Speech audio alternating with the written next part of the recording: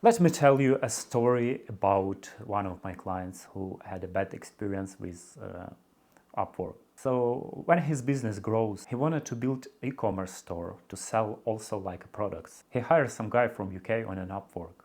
He paid him 10,000 of US dollars to build him e-commerce store. After like few months, this guy delivered e-commerce store, they launched it, they have like few sales. Everything was good, so he paid him, he closed the order until 3 months after this. After 3 months, the guy that ordered e-commerce website just found that his website doesn't working at all. He's showing errors on all the pages and showing the text like, call me. There was a number of some Indian guy, so he doesn't know like what's going on. He called this guy, and this guy just said like, like I'm developer that was working on your website. I didn't have paid, so that's why I took your website down, and I would like to have a payment of $10,000. The guy that ordered website was very confused. What the fuck? Why should I pay you? Like I already paid for that, right? But then Indian guy explained that he was hired from some British guy. He promised him to pay and he did all the job, but at the end of the day he didn't pay. So that Indian guy put a malware inside the website just in case if he didn't pay.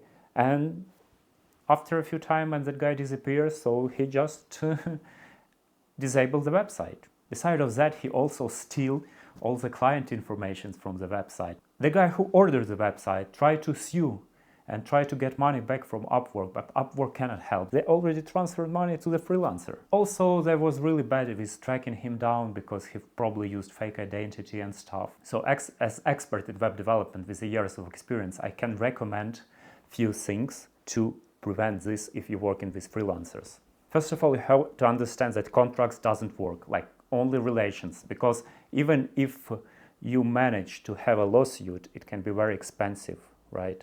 And even if the court is just has a decision to make freelancer pay you money, it doesn't mean that he has this money and he will pay you. In my career, I have to learn that sad truth, unfortunately.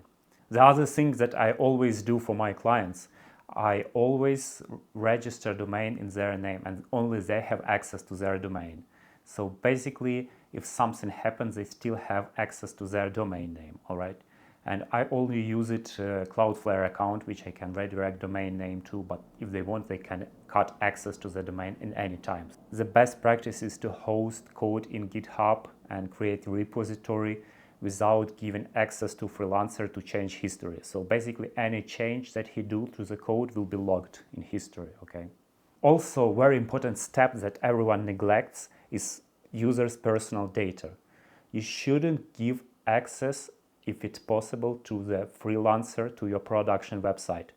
They should work with a local copy, with just dummy data. They shouldn't have access to real user data. Basically, you can hire someone to set up this kind of development environment for just like small amount of money.